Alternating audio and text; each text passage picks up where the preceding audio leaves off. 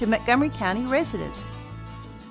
Second Saturday Divorce Workshop provides unbiased information to help you understand your options and move forward with your life. This divorce workshop is for you if you are contemplating divorce, in the process of divorce, already filed for divorce, or post-divorce. You will explore the emotional, legal, and financial aspects of divorce from professionals who have guided others through divorce. For more information on this divorce workshop, contact secondsaturdaywoodlands.com or call 832-375-0900.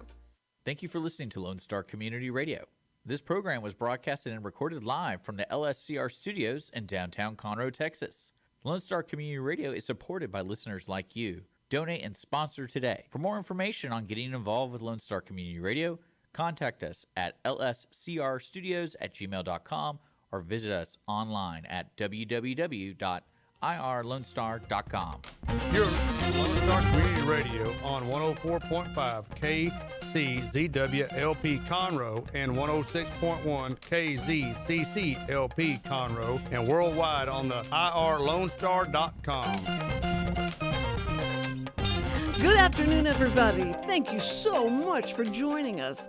And you're going to be so glad you did, because we have in the house, in that studio, we have them right here at the table. We have, this is so exciting to even be able to say this, Jammy Jam Hugo Rodriquez, and we have Eric Demmer. And he's not dimmer today. He's so much light. He has so much light. There's no dimming in Eric Demmer. But I'm so excited to have you. And I'm glad you didn't wear your jammies. It's fine. It's fine. Next time. I told you I'd get you. Yeah, you go. That's what he was talking about. He told me what your name was now. But I didn't do it right. I said, Hugo. It's Hugo Jammy Jams Rodriguez, right? Well, it's Hugo Jams Rodriguez. Well, yeah, but Jammy. Now he's Jammy Jams. Jammy Jams, I love that. Okay. All right, anyway, we've got We them. love him. And these guys are known all over Houston and the world, and it's just amazing that we have them here. They didn't, and I didn't tell them how many viewers we have, because I didn't know if they'd be too nervous to come and sit down and be with us. Do you believe that, Eric? Now listen, you have all the Conroe people in here. People are waiting outside to listen to you. Well, cool. And it's just, they're starting to form an audience out there. But anyway, we're so excited to have you guys. And Eric, you are renowned saxophone player, and we've got Hugo over there, which is the most amazing guitarist. Just laid back, just making it all happen, and it's great. And you add so much to the Eric and Hugo combination. And we didn't get to talk about you a whole lot last time. He did mention you, and I thought that was sweet. But he said, I got to have Hugo come back here, because Hugo has so much to do with this CD. Appreciate that. And this CD is out now. And It is out. CD, It's been released November 18th, so a little more than a week ago. Yeah. And we just got the ratings in, and we are number 5 on the Billboard U.S. Blues charts. Number 5. Number 5. 5. That's like with a bullet now. You got to go to 1 now. It's got to go to 1. I mean, if wherever it goes, it's going to go. But the fact that we landed there, I'm really knocked out. I'm excited about it. I just can't say enough. With Gulf Coast Records, with Mike Zito and his whole crew, helped put it together, get everything moving on it. And then everybody that's bought a CD, they're the reason why we are number 5. And so, That's right. I'm excited, and I'm And these thankful. aren't just your relatives and friends that you've coerced, having right? people all over, going to the website. In pre-sale, they're not out to the public, but you can, I had the CDs, and it's Right. like I gave you all one. I had them, so it was in pre-sale. So I had people coming to me to the website and wanting me to get them a CD, and then we would sell them at the shows. I was going to say you had merch stuff. Yeah, we would sell them at the shows, That's and good. so between that and then just getting out word of mouth and getting them out there, and I mean the people at the post office see me coming. I'm coming there every day, dropping CDs off, sending them out, Picking up fan mail. And as a matter of fact, right before I came here, I dropped another CD off going to Oceanside, California, for another radio show, and Wait a minute. constantly. Now, we have you exclusively, right? Right now, you're Okay. exclusive. Today, Okay. right this minute, we're exclusive. Okay, And Eric. and I'm here. Yeah. And of course, I reluctantly, but I wanted to bring this guy along. But Thank you no, so much. I'm just kidding. No, No. Hugo's a big part of everything. Yes, he is. And I mean, we put a lot of work into it, and it's paying off. I mean, we're number 5, but more so than that, to me, it's about the music.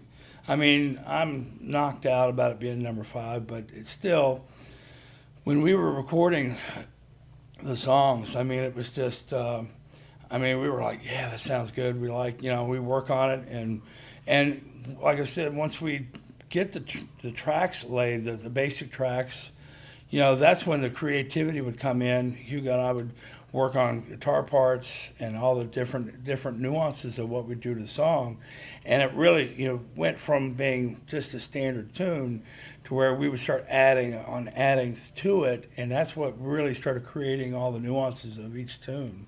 That's And awesome. So, a lot of work, a lot of hours of time and effort went into doing it. And y'all never had an argument. No, never did. That's Actually, awesome. I can honestly say we never did. Of course, I never gave him a chance to say anything back. So, it worked out pretty well for I'll me. bitch him out later. Yeah. Excuse my language.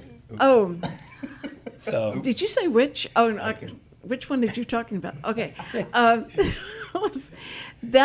that's what I love about being in a studio, and you're doing all this creative stuff, and you both are very very creative and so talented, but that has to clash at some point. And so, who would win out? The person paying for the studio? Well, Eric has top billing on this particular endeavor, so defer to Eric for all things pretty much to creative. be honest, there was Unless there was something I really felt strongly about, and he's always real open to like, oh, okay. Negotiating with you? Yeah, and I would throw in a curveball. I could see he's like, what are But you see, even talking about? that's the But then thing. after a while, he'd see the light. Oh, he would. Okay. Well, no, I always see the light. Some stars shine brighter, others are dimmer. So I see the light. Others are dimmer. But no, seriously, when the way I like to work is I want them to put in what they do, because it gives me more insight on something to develop to make it go even further. He would do something, I'm like, oh, stop, do that again, and then it's like, well, I said, change this up a little bit, do this, so we would work on it. But I would take a lot of what he does, and it'll take me in a totally different direction of what I was thinking, and so I rely on that input, and that's really. I'm pretty, I don't know, I'm pretty forceful in some ways, but We're all heading for the same place. We're heading- It's easier. yeah. It's easy. We have kind Yeah. of the same vision. We know where the outcome's going to happen, so we want to make the best outcome, and so, but I need his input to get it, because I could just make it all one way, but when you start getting input from your players and let them do what they do, that's Best, when yes. you start really making all the creative things happen. But isn't it funny how many times you saw in movies and all that when they're talking about someone writing or somebody doing a movie, and they say, I think we got a hit. I think this is it's going to go. And then you hear all the actors say, I never thought this was going to do anything. I mean, I didn't think anybody was going to see it. I just did it for the money. I don't know what happened. And all of a sudden it exploded. What was going through your head at different songs? Were you thinking, this just might be it? Yeah, I mean, we knew that it was coming together nicely, for sure, but you just kind of never know. When you're in the moment, it's really just about focusing on the task, each, the tune making itself. the song as awesome as it can be.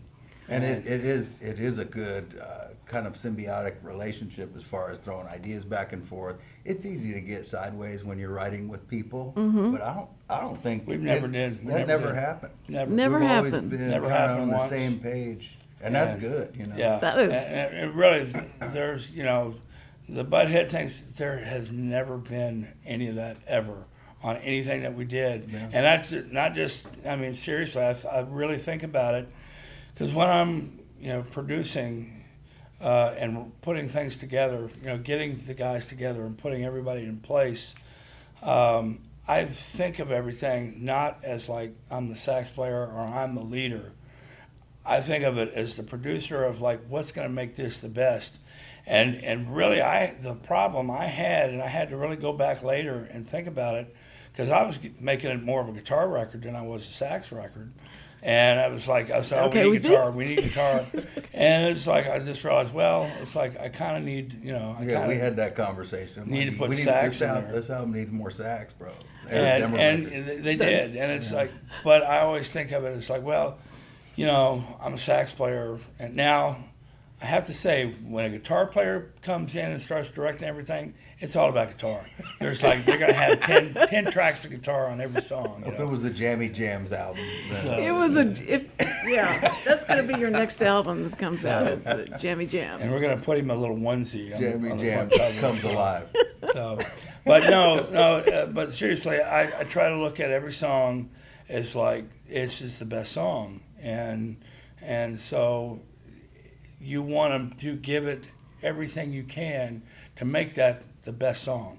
So even song, and what's funny is there's been songs on the CD that I was like, well, I mean, I love the tune, and there's something now that I'm not as like it as much as some of the others, but I know somebody that's like, oh, that's one of their favorite tunes. Is one that I'm not. They said, oh no, but stuff that you do on it is just, it's just so good, and so you never know. Everybody's gonna. But do you do any kind of, put it before a group of people and say, okay, guys, Focus we group. just want, yeah. But usually those people aren't really focused. It's like you go like, okay, now focus and listen to this, and just give me your first impression. And it has to be honest. It has to be true. Have you ever done that with people before? Did you do something like that? I mean, With your mother, right? Okay, so that's not right. I think we pretty much were vetting the ideas between us, at least for Yeah. the ones where I had the contributions, that some of the other stuff, and we were bouncing ideas also on arrangements, even for the songs that were our covers, the Freddie Pate tune, Yeah. all that stuff. But yeah, I don't think we ever like focus grouped any No, of it. we didn't. We I mean, it played was some of just- them live as we were recording them Yeah. and when we had shows. Okay, that's Got good. some the decent one reactions, song, I mean, the one song that to me, I mean, and it's one of the popular songs that's out right now that's getting airplay, but it's the one that means most to me is this one we wrote called "Will It Ever Be the Same."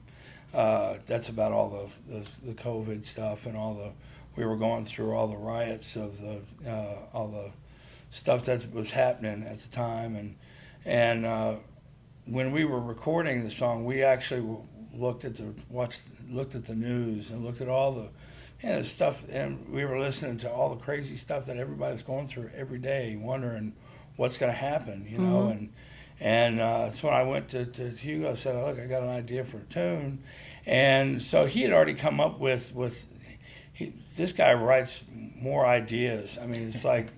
I Won't gotta get stop. anything for like months, and all of a sudden I'll get like 12 tunes or ideas. There's just little phrasing ideas and stuff that come up, and so I heard the one that he'd sent up, and I'm like, that's the tune that we're going to do this song on, and And then we sat there, and then I started telling him what my thoughts and visions were of what the song's about, and so then he would come back the next day with ideas, and we would kind of rearrange some of the words and everything, and it was That's just great. I mean, it was really, a really great good put working, together, yeah. you know.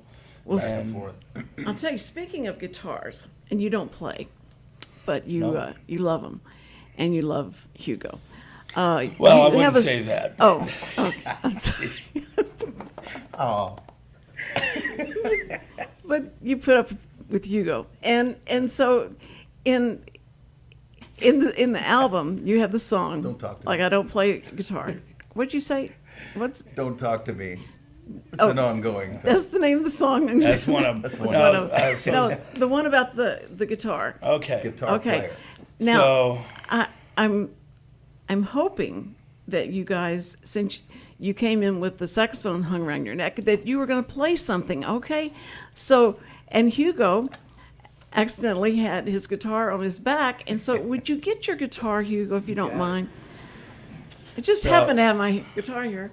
No, I told everybody that you guys were going to do an unplugged version yes, we are. of this song, and or whatever you wanted to do. So I'll set this song up for Okay. real quick. It's called "I'm a Guitar Player, I Just Don't Play Guitar," and I mean this kind of goes out to you always see everybody everywhere playing air guitar. That's like, man, they're Oh, rocking right. out on a guitar, you know. Right. So it's like they're a guitar player, they just don't play guitar. Well, I've played with guitar players since I started playing the sax.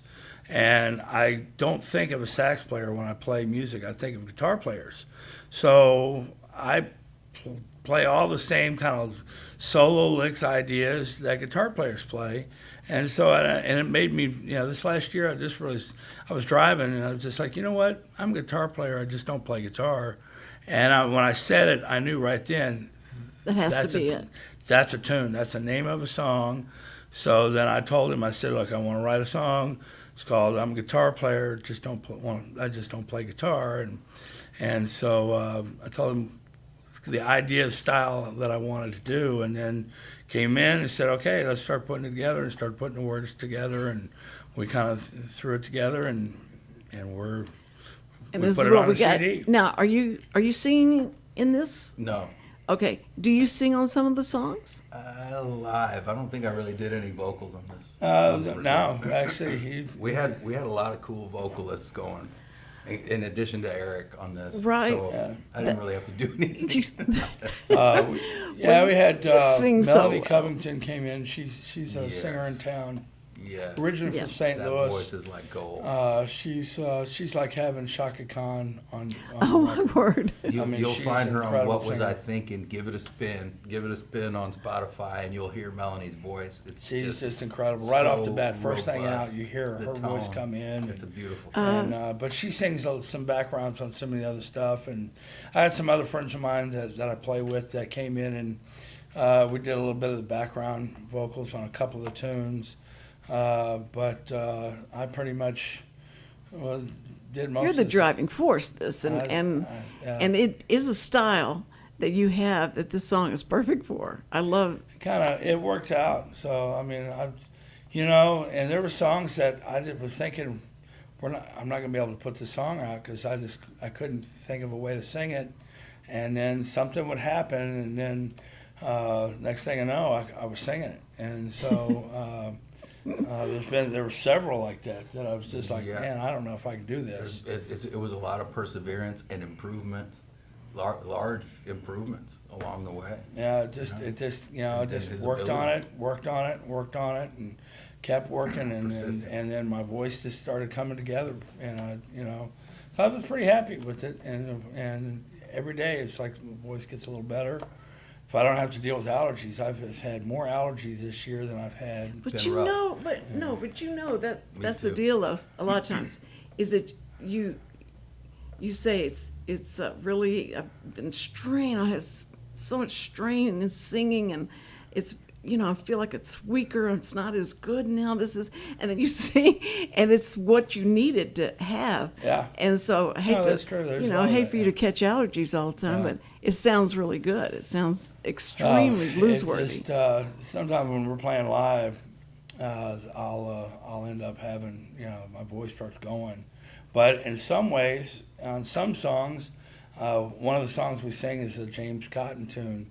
And man, when he's singing that tune, his voice is so scratchy. When I start losing my voice, I start sounding just like him. There you go. There you go. So hey, it kind of works out, But so anyway, this tune is called "I'm a Guitar Player and I Just Don't Play Guitar." Okay, let's see if Richard's ready. All right, He gave me we a got thumbs the up. solo. We're ready to All go. right. Okay, Yeah. ladies and gentlemen, Without further ado, Jimmy Jams Rodriguez and Eric I Demmer. got the drum intro right here.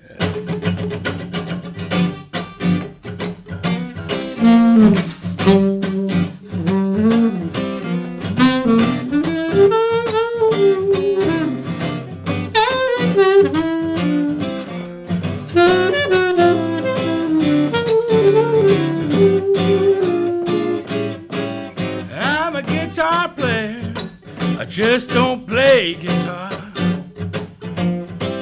I'm a guitar player deep down in my heart. I'm a guitar player, I just don't play guitar. I don't use an amp to lead my stem. I use this brass to kick some. I'm a guitar player deep down in my heart. I'm a guitar player, I just don't play guitar. Don't use a pick to play these licks. Don't need no strings to do my thing. I'm a guitar player deep down in my heart. I'm a guitar player, I just don't play guitar.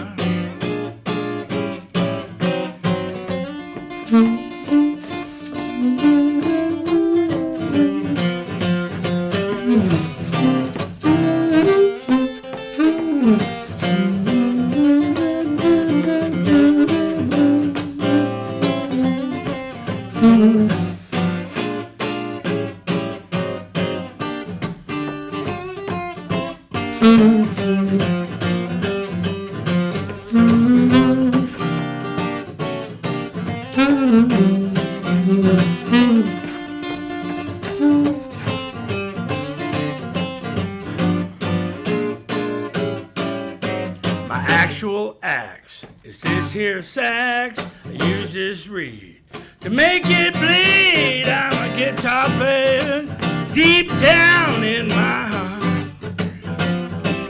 I'm a guitar player, I just don't play guitar.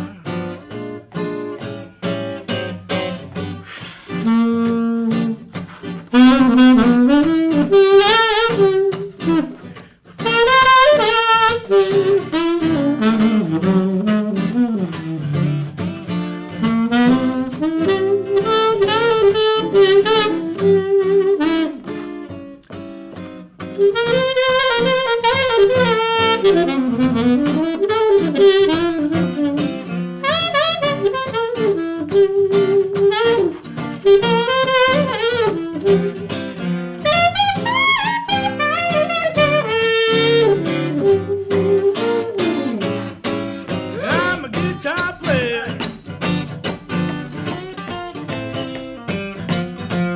I'm a guitar player.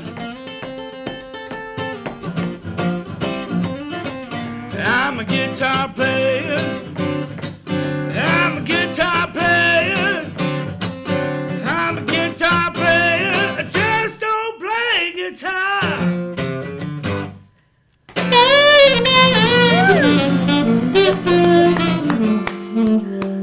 Wow. I feel that was like it's my own little private concert, and I'm not go. sharing it with anyone. There you go.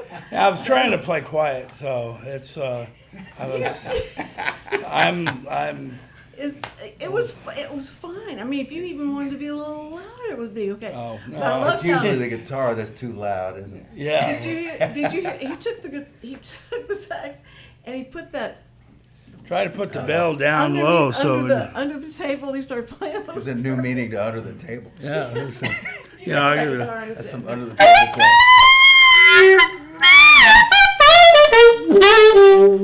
Now listen, my husband Sam asked me to ask you, can you play Harlem Nocturne?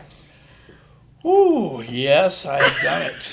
I have done it several times now. I'm not going to do it right now because I'd have to go through it. It's been a few years since the last time I played it. No. I love that tune. You know what that tune is for? Where it's It from? was the old Mickey Spillane, and it was all the old, Strip joints. yeah, well, yeah.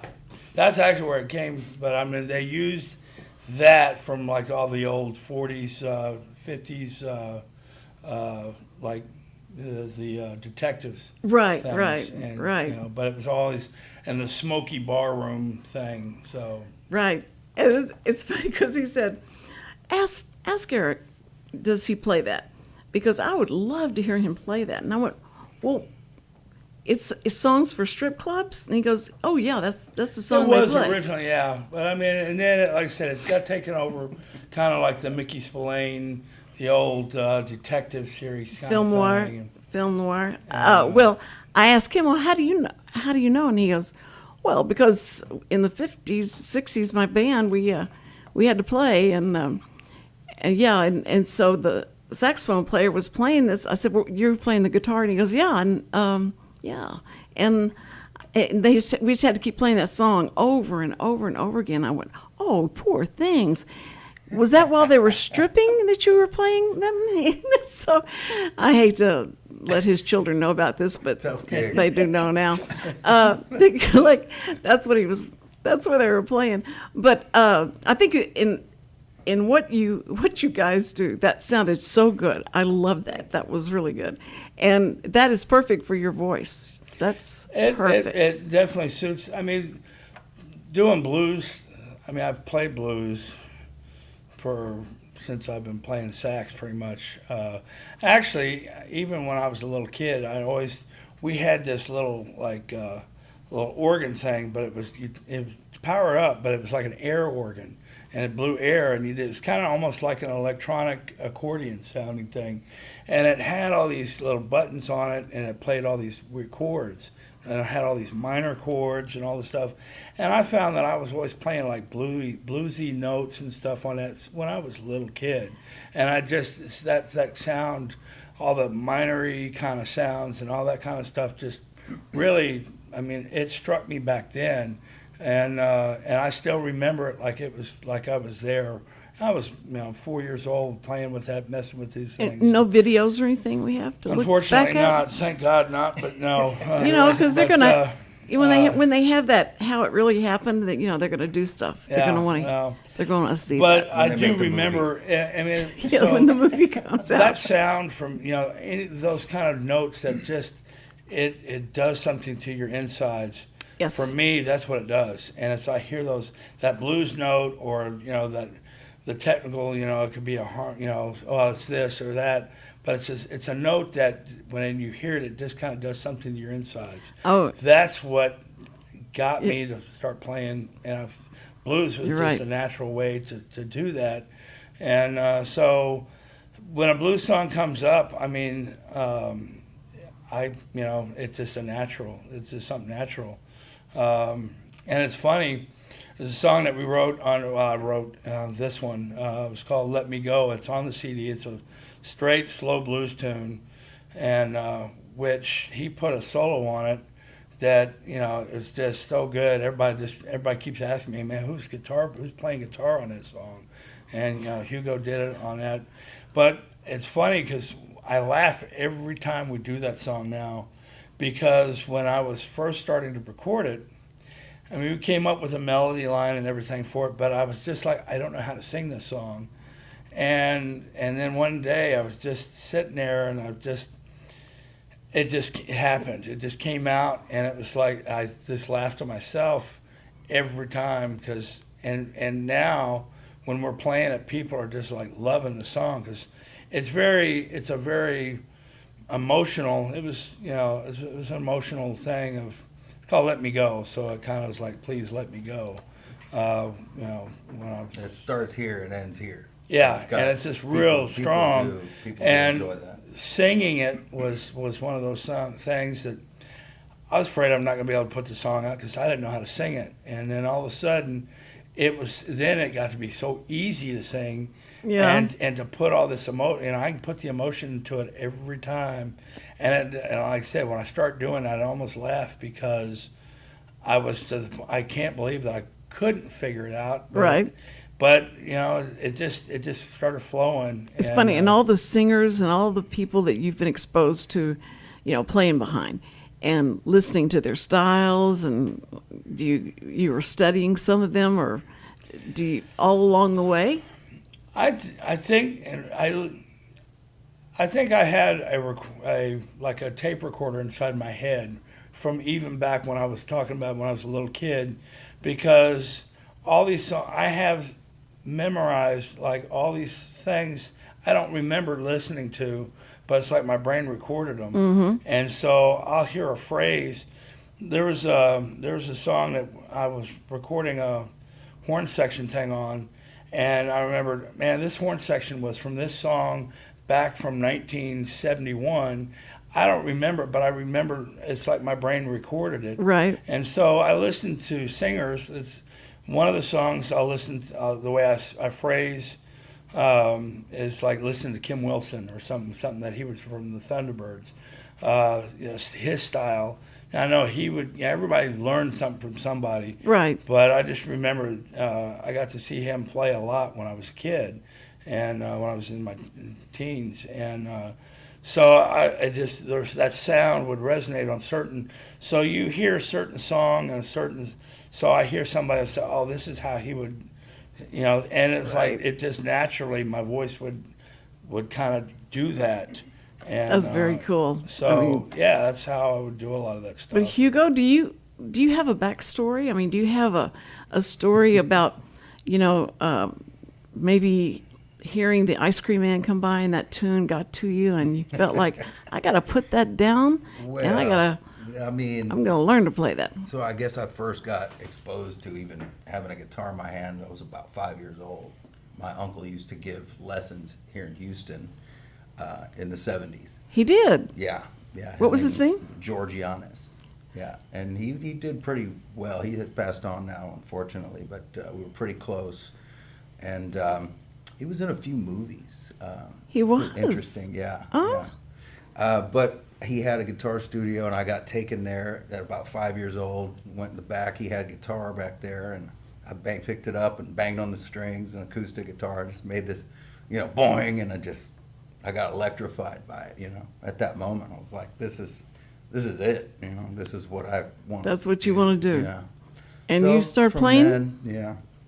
Well, I mean, who was your inspiration in what you practice the style of playing? Because you got like blues, you play rock, you play Yeah. a lot of different. I guess my earliest sort of influences when I Black started Sabbath. to play. Black Sabbath. Really, actually, it was B.B. King. I was listening to my uncle's records when I was a little bit older. We got separated. He moved to L.A. I ended up staying with him for a short time when I was about 13, 14. And I started playing again at that point. And I was going through his records, staple singers, all these different cool things. And he had quite a few B.B. King records. So I was listening to those. And I was like, it was so moving and accessible as a young guitar player. Like, ooh, I can play that, and the spaces in between. That kind of internalized all that, at that time. This was in the early '80s. And that, Led Zeppelin, Jimi Hendrix, all that. Sabbath. Black Sabbath. Yeah. Every time we play now, he's got to pull out Black Sabbath and just start Some to Zeppelin. scare people into that he's going to play it. Well, what's funny is I start playing a Zeppelin or a Sabbath tune, and everybody goes, yeah. They do. So then he They've gives been me wanting that to look. do that ever like, since all right, go ahead. Well, it's interesting because the 20s, the 30s, and it produced a lot of music that I hear, I didn't know "Smoke Gets in Your Eye" was something from the 20s that they were playing, and because I watch all the old movies and I'm going like, I thought that was a song that they just recorded, but it really came from somewhere. So it's like there's no new music under the sun, but if you take 8 notes and you can make them so many different ways, and that's all in your cleverness.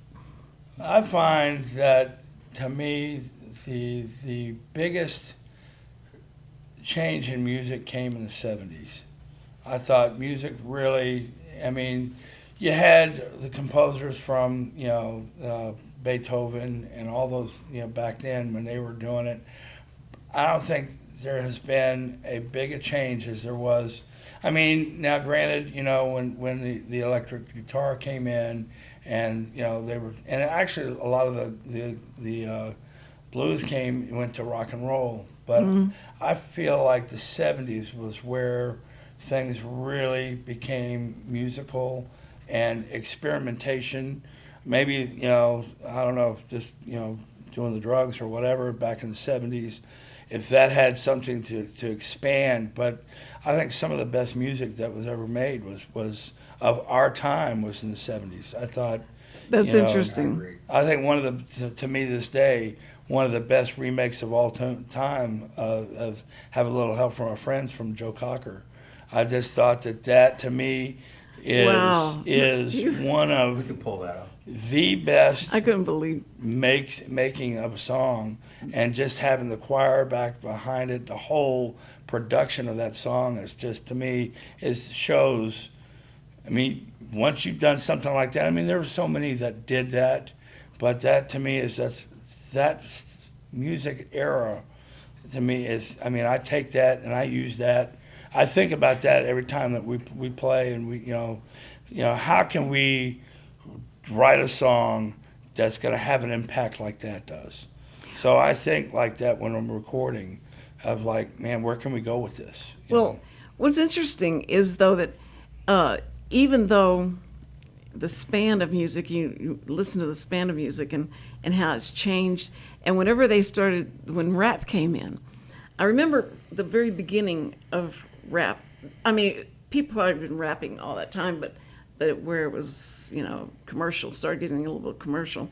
And Frenchie's was a client of Warner Cable. Frenchie's had just started, and they had like a couple of places, and this guy was going to, start buying more and more. And so this woman came in, and she said, "I'm with Frenchie's, and I want to talk to you about the commercial we want to do." And I said, "Okay, let me come over, and I need to eat there and see what the vibe is there and all that stuff." So I went, and it was mostly, I never saw anybody, it was all black that came in there and ate that and just had so much fun, and they loved it. And so, and they're in the singing and all the stuff, and I went, this is, what you gotta have? You need a rap song to represent this. And she said, "What do you mean? You're going to have to show me what you're talking about." So I said, "Well, let me write one." Now, here's a white woman talking to another white woman, and we're going to talk about, let me write a rap song. I think I can do this. So I write the song. She comes back in, and I show her what the song's going about. Now, I'm not going to sing it or anything. I'm going to find someone to sing it. But she goes, "You're talking about rap like this, they're trying to play on the radio and stuff? That is not going to last. We need something that's going to last and be part of Frenchie's forever." Yeah. And so that was so, because people were so, that's not music. That is just talking. That is not music. Why would anybody call that music and stuff? And so to this day, of course, I was wearing a hoodie I got from my grandchild because it was cold, so I just put the hoodie on. It was Little Pete. Do you know who that is? Do you know who that? Little Pete. No, it's L. I think it's Little Pete. You're looking at me like, what are you talking about? I'm not that hip. But I think there was a little Pete. Maybe there is a little flip. I think this is great. I'm so glad. We're not the authorities. No, but my grandchildren, when they hear me talk about this, I they're wanna gonna go hear like, Grandma, I wanna why hear did you I wanna even? hear the commercial now. No. I wish I could remember the way I wrote that song, but it was pretty I bad. had a song out on that I did a remake of. Speaking of remakes, of that you can see on Spotify and all those. It's called it's a Stones tune. You know, you can't always get what you want. Yeah. And I did it in a reggae style. Now, when I recorded this, when I did my first album. Then I never put the album. Actually, I did it a few years after I recorded an album. Ended up not putting it out, but I did put this song out, and I originally wanted to have a rap on it and have it done, and everybody kept telling me, you don't want to do that. And this was back in 2000, 2001. They said, no, you don't want to do that. And I was like, I want this on there, but they convinced me not to do it. I think it was the dumbest thing I ever did. I think I should have had it on there. Fit well with that. It would have been. It was. I had it all set I could hear because it. it was kind of a reggae tune. I did it as a reggae tune, and you can't always get what you want. And which I had Rick Marcel sing that, and he played guitar on that tune. We were just talking about him yesterday. Amazing. But yeah, I wanted to get a rap on there, and I wanted to do it. And I had it all set to do it, and I had all these people around me telling me that's the last thing I should do, and I'm really mad that I got talked out of doing it because they had a resurgence of that happening a few years later, of taking songs that were already popular and redoing them and then putting the rap in the middle Right, of them. Now that's it's right. like they're doing it all the time. Sure. Back then they weren't doing that, and I thought about that and I wanted it, and that's been one of the biggest things that I've been. So you and Frenchie's missed the boat. I mean, The rap scene. Yeah, You know, I'm so- upset that I didn't do it. And so she came up with let's make this a French song. Since this is Frenchie's, let's do something that's more. I don't know whatever happened to that lady. I just can't imagine what she thought about. I told that girl that was going out of style. What was wrong with me? And when I went over there and we shot it, and we just used some what's the New Orleans type. Zydeco. Yeah, Zydeco. We got That'll work. a guy to come do some stuff with that. And it wasn't rap, but it was close to New Orleans, and it worked out okay. The food was really good, but you can't. What I found out is you can't shoot jambalaya without it looking like somebody just threw up in the thing. So I found that out and real quick, and so anyway. But you guys, I know you have one more tune in you. Because we're just almost, What are you feeling good about?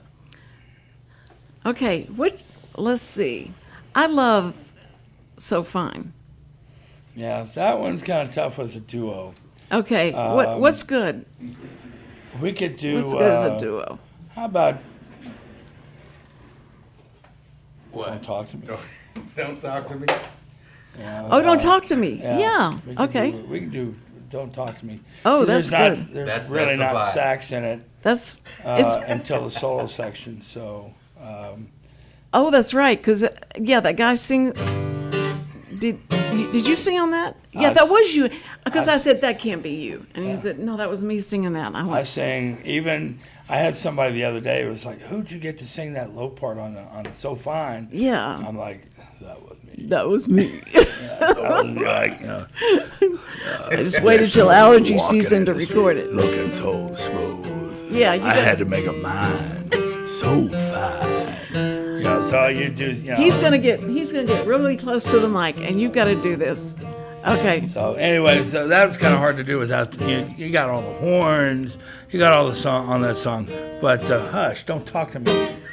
So this song I wrote, and I was driving home late one night. I was coming from Crosby, and I was going back home, and it was like 3 a.m. or something. I was listening to him on the radio, and I just thought, don't talk to me. And I sang it out, don't talk to me. And I did that. And it was like, I wrote, and I even said it, I still have the voice memo that I recorded it. And so I was like, this is a song. This is a song. And couldn't think of words. And then for 6 months, 6 or 7 months, nothing. And I was still married at the time. And then one day, it just took this one day, and it's like I had the song written in like about 30, 40 minutes. So After I you had your a lot to say. argument? Okay. So it was my, that was my getting it out, letting it all out. But so this is a fun song when we play it live, and I always tell everybody, hey, you can sing along with it. I said, this is one of those songs that somebody's just in your ear constantly talking, and it's like all you want to do is just tell them, don't talk to me. And so I said, this is what the song's about, and you get to sing along. So when I cue you, you scream out, don't talk to me. And so we would sing it, and I would point to everybody, and everybody would sing along. But so it's a fun song. Yes, on my talk show. This is great. This song goes really well with. Don't talk to me. All right, fine. Just go ahead. Just do what you want to do.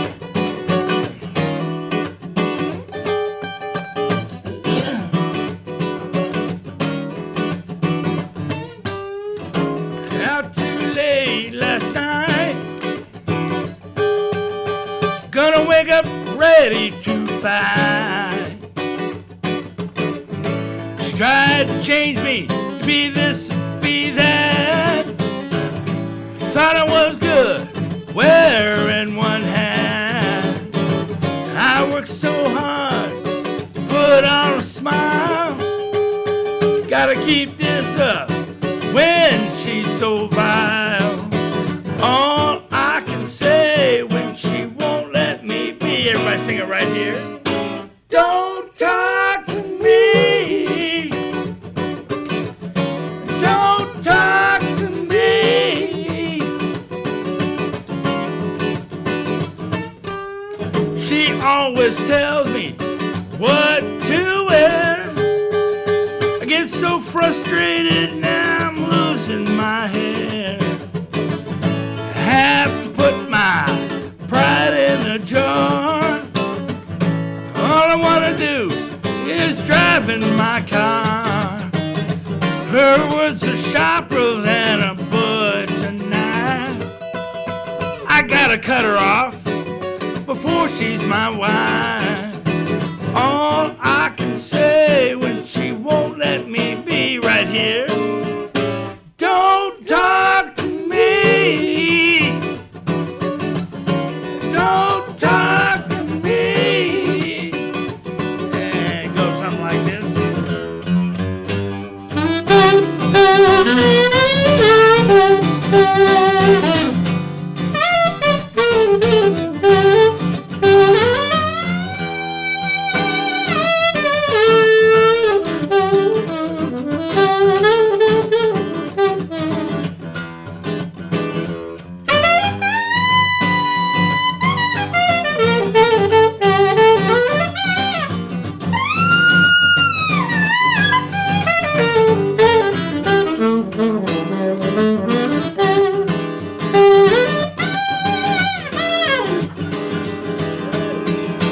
Don't talk to me. I said it. Check this out.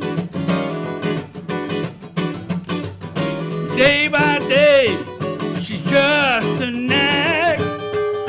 When she gets old, all she'll be is a hag. I can't stand it when she looks at me. That shaking head, she's a sight to see. Now all I want is just to be free. Get on my ship and I'll sail the sea. All I can say when she won't let me be. Don't talk to me. Don't talk to me. One more time. Say when she won't let me be. Don't talk to me. Don't talk to